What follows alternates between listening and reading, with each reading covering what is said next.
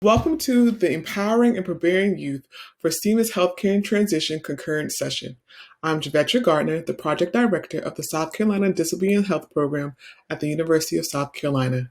At the Disability and Health Program, we aim to promote health and increase access to healthcare for South Carolinians with disabilities.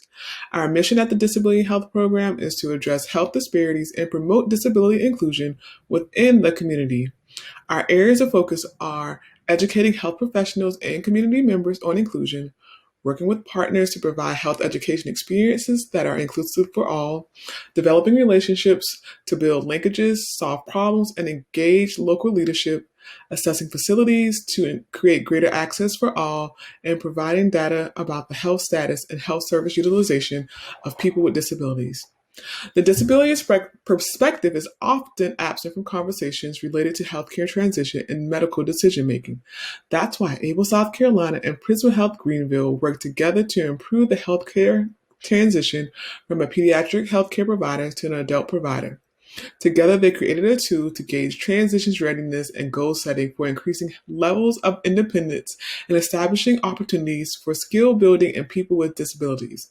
This may seem simple to you, but for them, it's an important part of spreading their wings.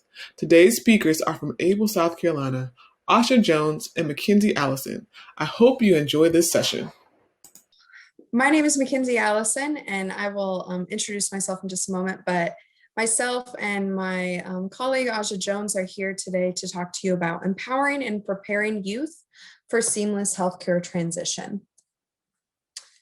So like I said, I'm Mackenzie Allison. I'm the Education and Transition Advocate at Able South Carolina.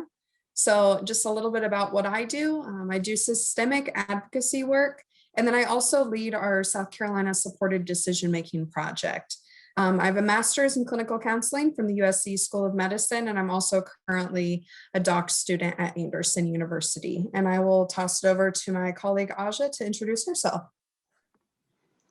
Hi, everyone. My name is Aja Jones, and I am a youth independent living specialist at Able South Carolina.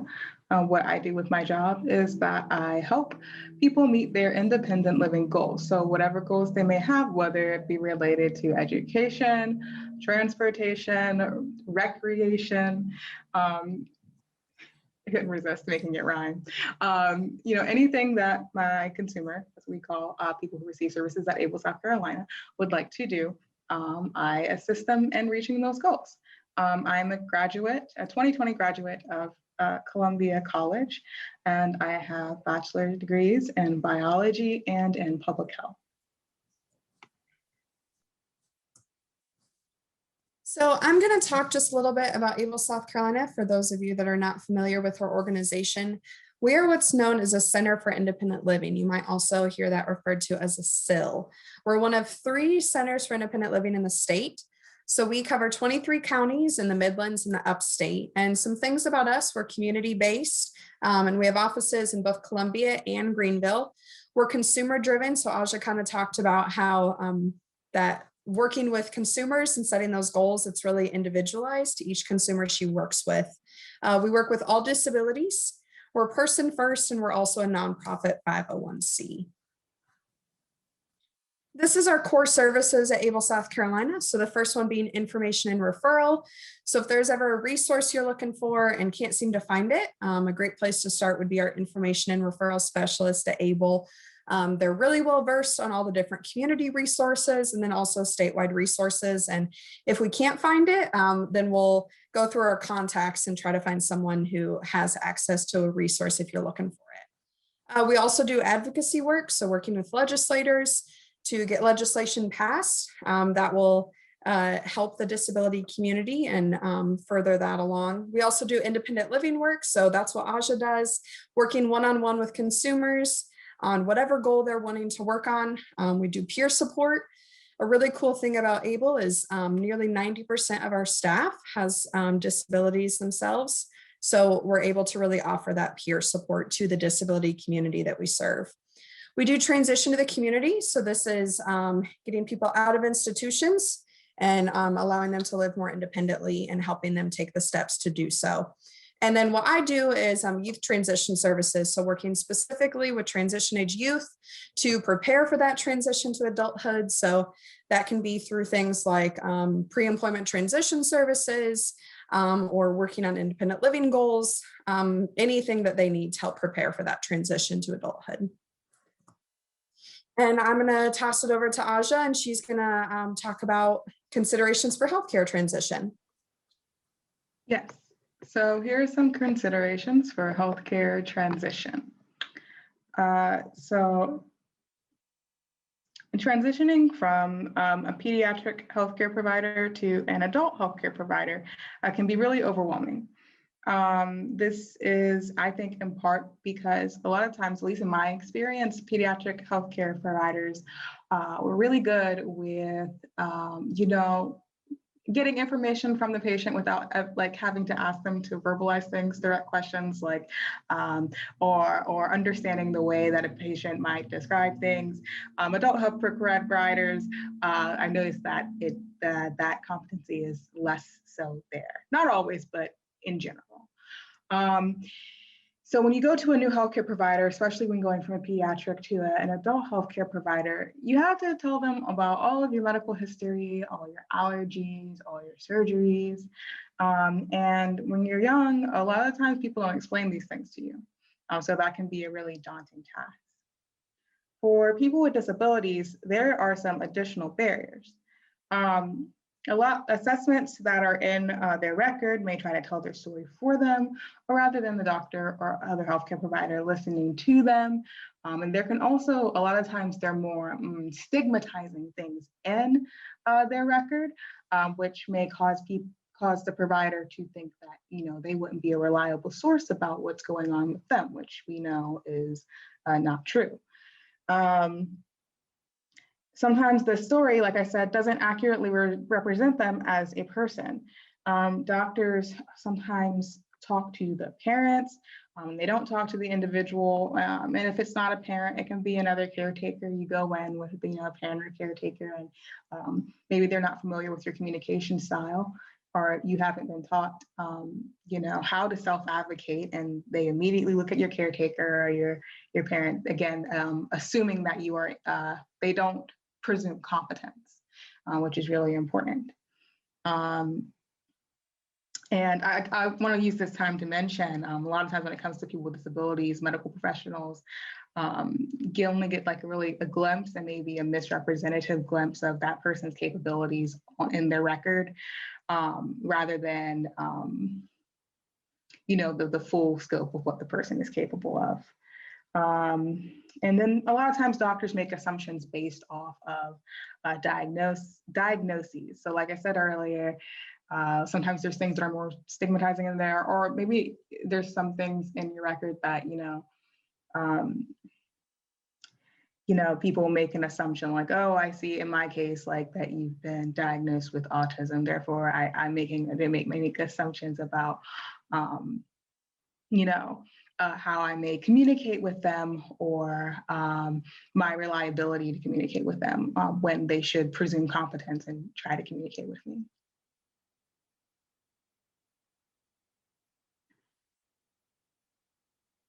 So now I'm going to speak about my personal experience with medical professionals.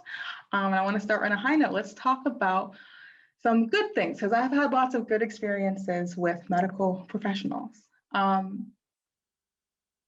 And a lot of experience with medical professionals in general, but I think that's another thing that's common to people with disabilities.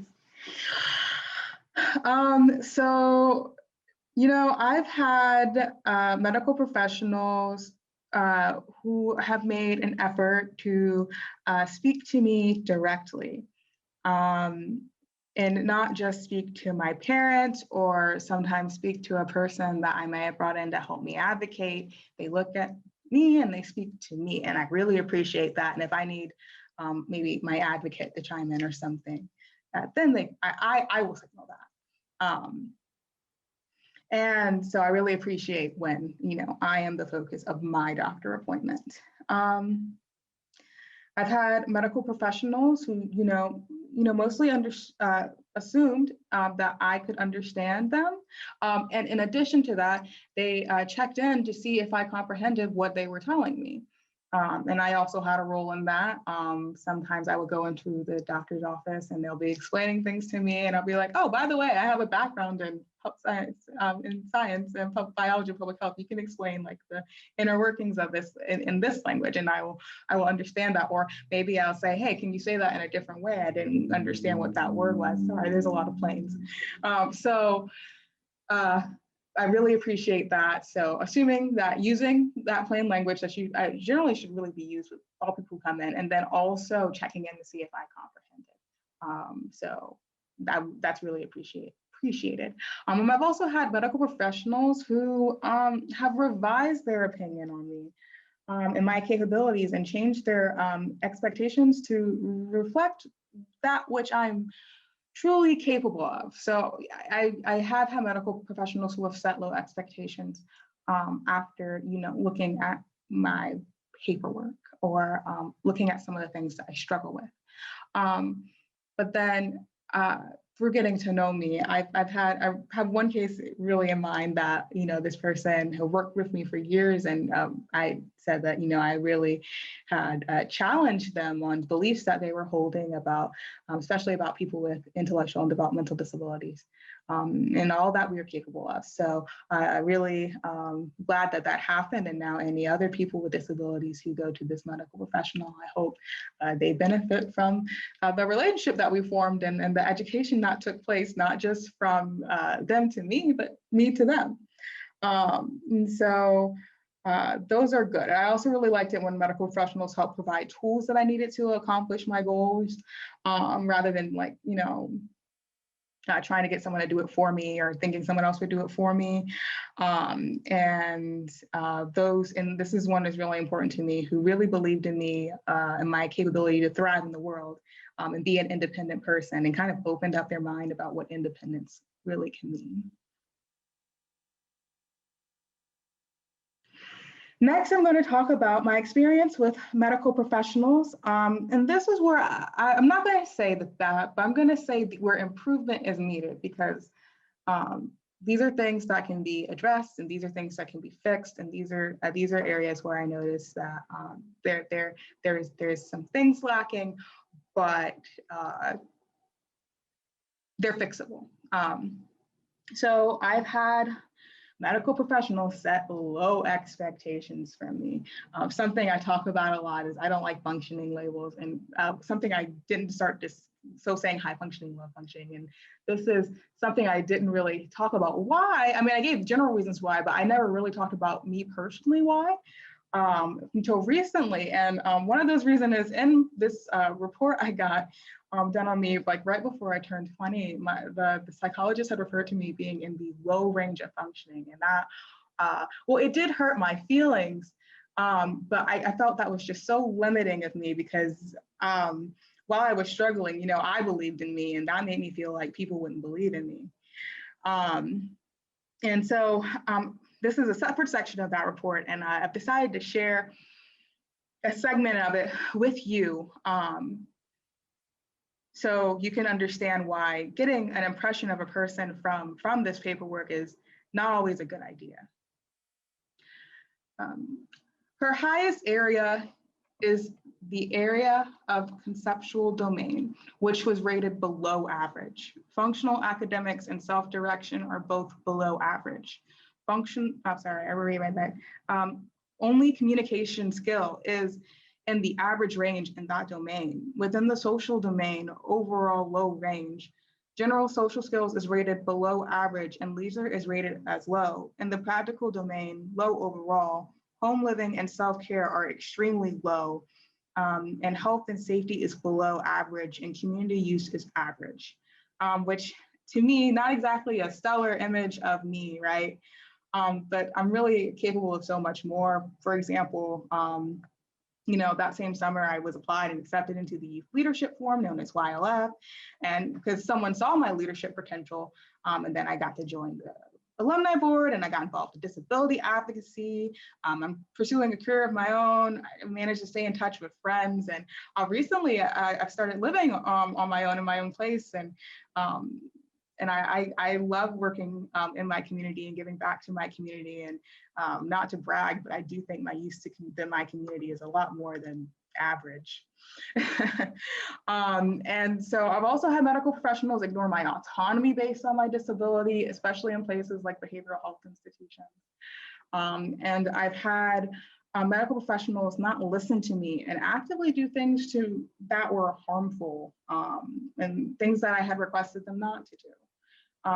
And so I really think you need to set expectations for your patients or your children, and really see, not just deficits, which very well may exist, right? But see where they can be improved on and see what their strengths are too. And that's often not going to be in their medical record. Now I'm going to talk a bit about why healthcare transition is important. I think a lot of the times people with disabilities when people without disabilities think of young people with disabilities, they kind of view them as these forever children. Like they're never going to grow up and they're never going to learn, so they have to be taken care of forever, like we often do with children, forever. And it's not even quite like children, because people expect children to learn and stuff. And so with people with disabilities, sometimes, we don't get taught because people don't expect us to learn. There are going to be times, and another thing is there are going to be times when a young person with a disability will want to talk to a doctor about something they don't want to go through a caregiver or a parent. Especially when people start reaching the age where, they have questions about their bodies maturing sexually. Like I know I had questions that I did not want to have to go through my mom. And that was something that was really important to me, to be able to talk directly with my directly with my healthcare provider. And another thing is, the person who is experiencing the symptoms of something is the person who is best able to report it to the doctor. So if something is, let's say I'm experiencing pain somewhere, someone else is trying to explain it for me, they're not the ones who are knowing where the pain is, they're not the ones who is experiencing it. So something might get missed or misinterpreted, and then the diagnosis could be off and the treatment could be off. So it's best that the person who's experiencing it is the one who lets it be known to the healthcare provider. And to my note here, healthcare transition is important because it allows for the patient to receive better care. And people with disabilities deserve to receive just as good care as people without disabilities. So here are some ways. So this is my personal healthcare transition. So my first solo doctor appointment was at age 17. I do think, and I didn't completely go solo after that, but I do remember my very first one when I was 17 years old. I remember that because I really had to fight to be. And I do think this was a bit late for me, but it does happen at different times for different people. And I started my transition before 17. Growing up, I was included in the conversation with my pediatrician. My pediatrician was really good about explaining things to me. Even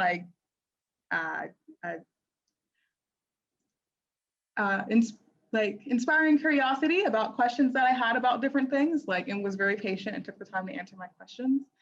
And my parents helped as well. My mother, whenever would go through the sign-in process and the paperwork with me, first kind of showing me how to do it, and then having me do it with her guidance, and then eventually doing it myself.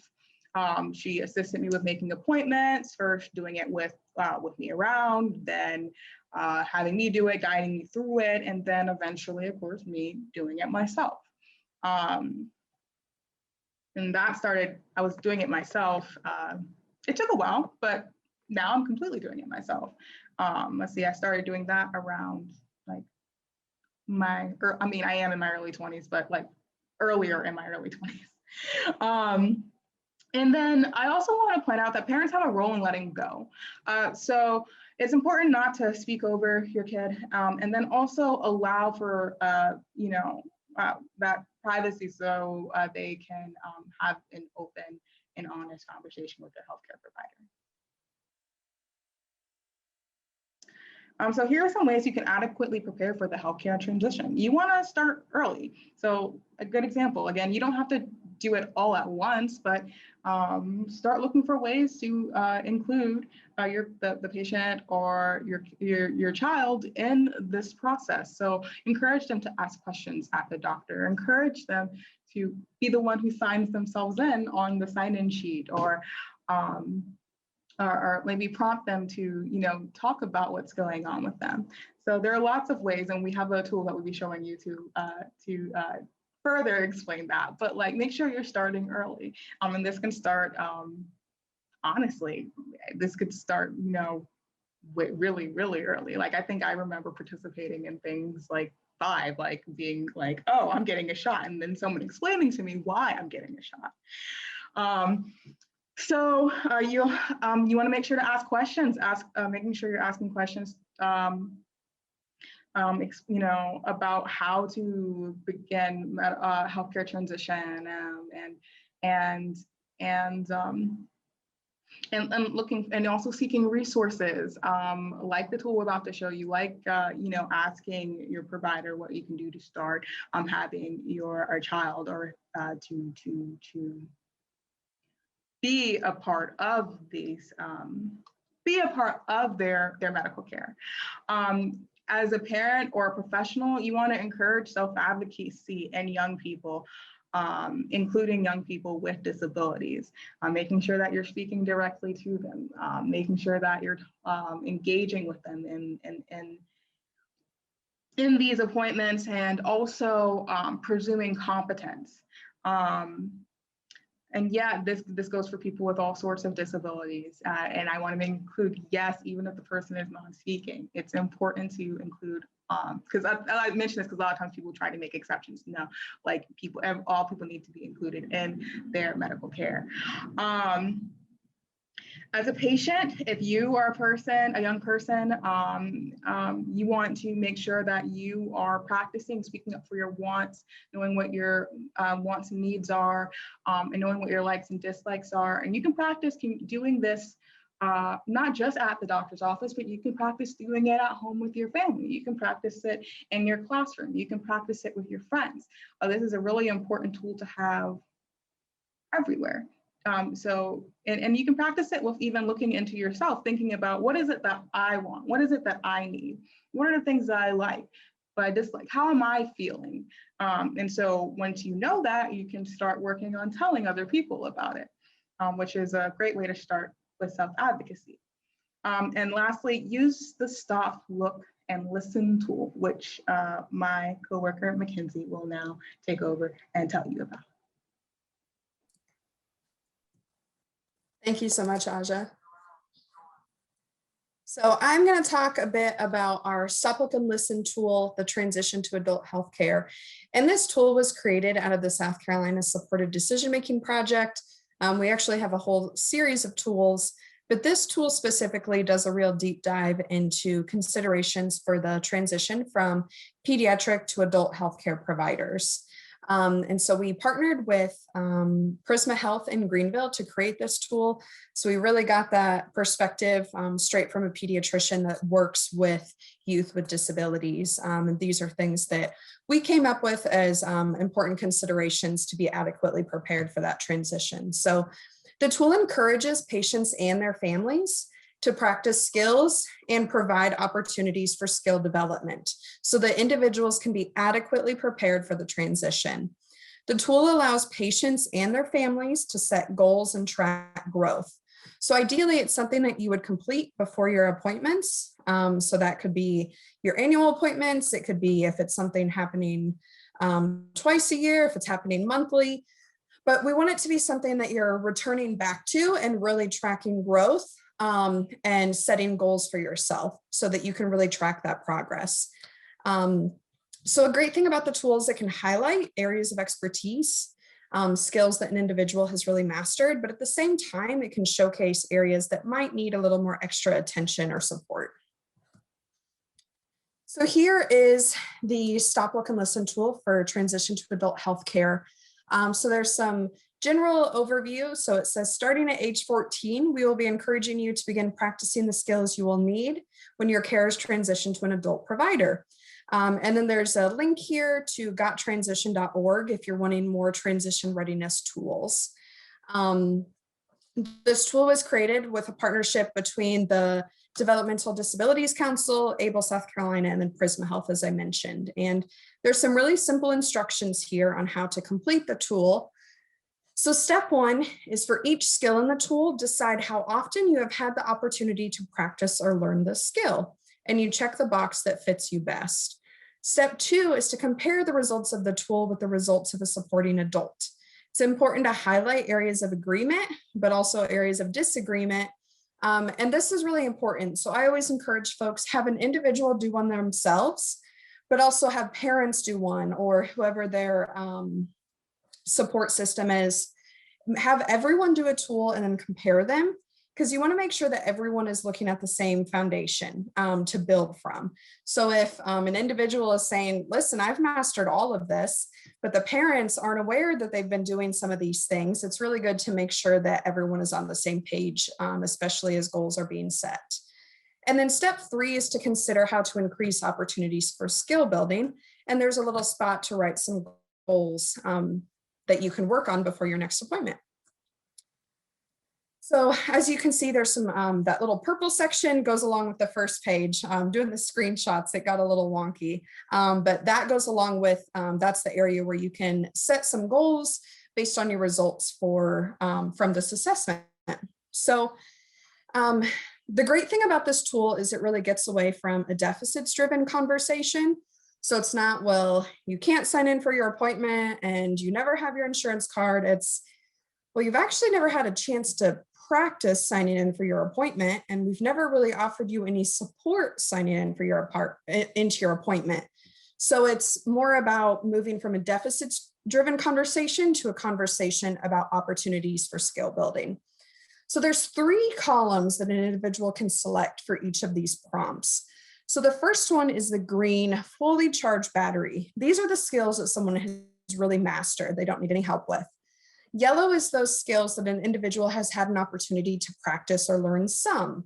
And red, the completely dead battery, is those skills that an individual has not had an opportunity to practice or learn.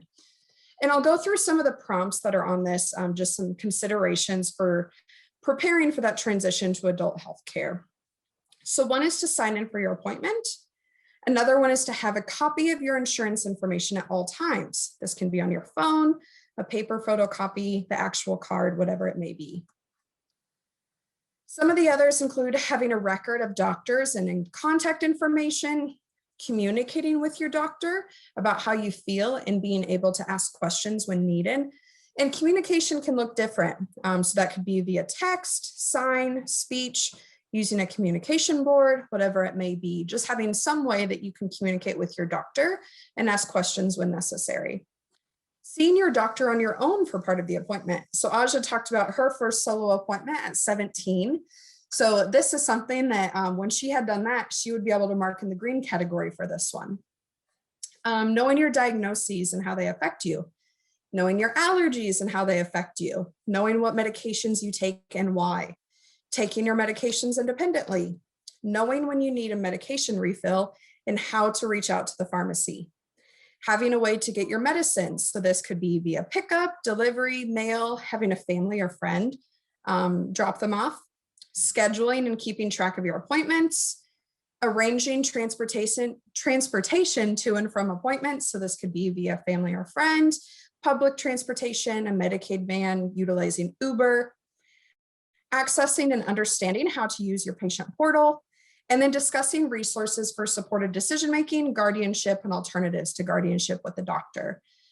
There's also some links on here to gottransition.org, which this resource is adapted from, And then also for more information, you can visit scsupporteddecisionmaking.org. You can find this resource there, as well as several other resources related to supported decision making.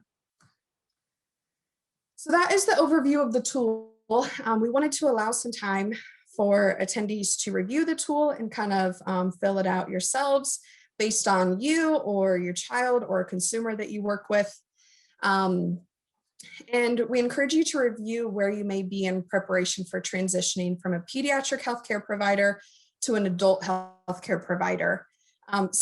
Something really important to keep in mind is you want to ensure that opportunities for skill building are consistently offered, and recognize that independence is rarely all or nothing, and that we increase our skill building and our opportunities for skill building as we are exposed to natural consequences from not having a skill currently within our toolbox. You also want to constantly provide chances to fail, to learn, to grow, and succeed. I know for me personally, some of my biggest learning opportunities were when I had to face failures or when I made mistakes. Those are things that I really learned from and grew from. So providing opportunities where someone can fail and can learn and grow from that, and then hopefully eventually have success in that same area. So we wanted to offer a little bit of time for questions. We do have both of our email addresses up here. And then again, for any supported decision-making resources, please visit scsupporteddecisionmaking.org.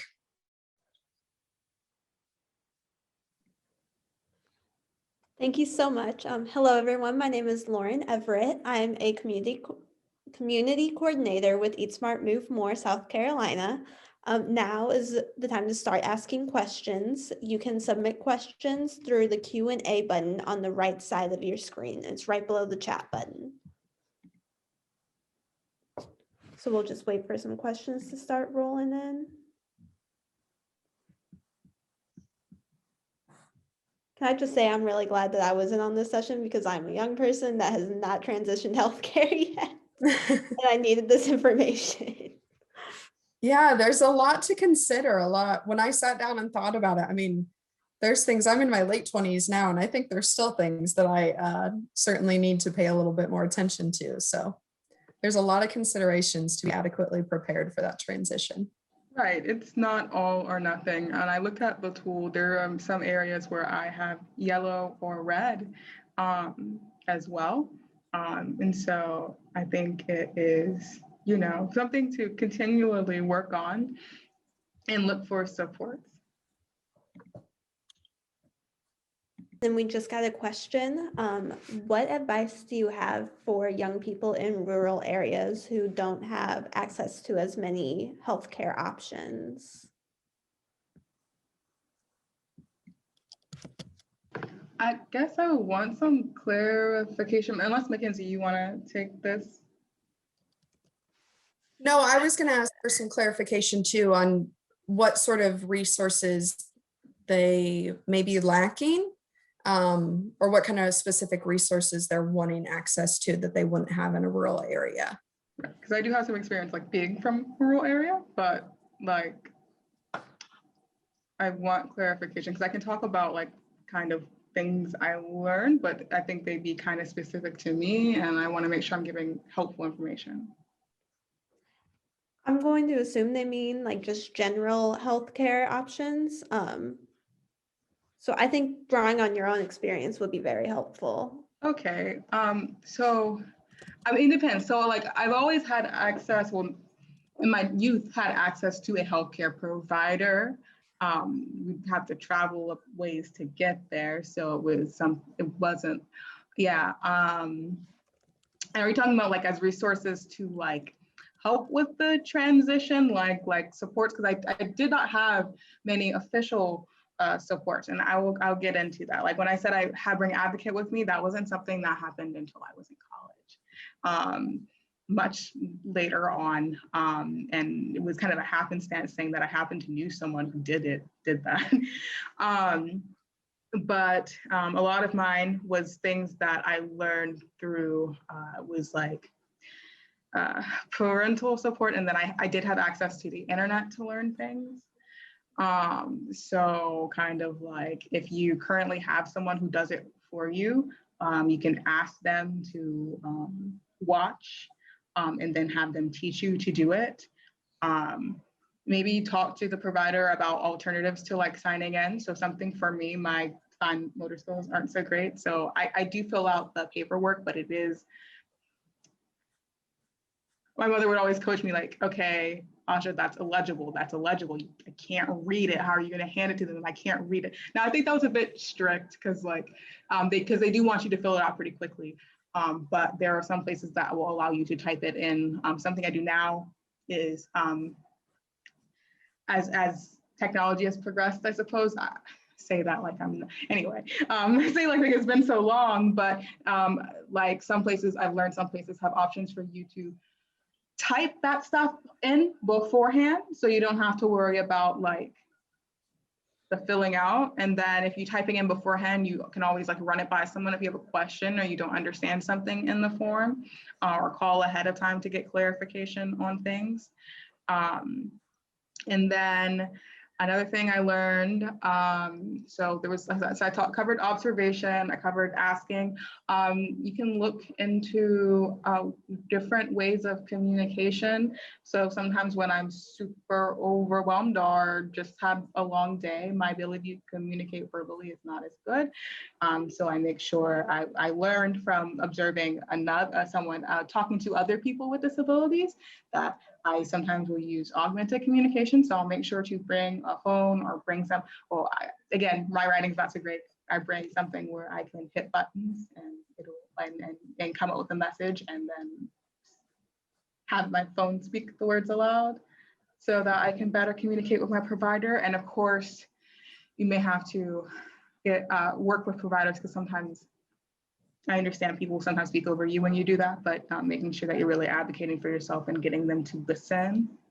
I hope some of this is helpful. Can you let me know if I'm hitting this on the head or not? Because I'm not sure, because like, I do understand that rural areas may have less resources, but I don't know if this is exactly what you're asking me about. Another thing that most areas, even if they're remote, most states have, like ABLE is a Center for Independent Living, and they can help you get access to resources, or even if the issue is more self-advocacy and learning about the different tools, they often have people to be able to work with you on those things.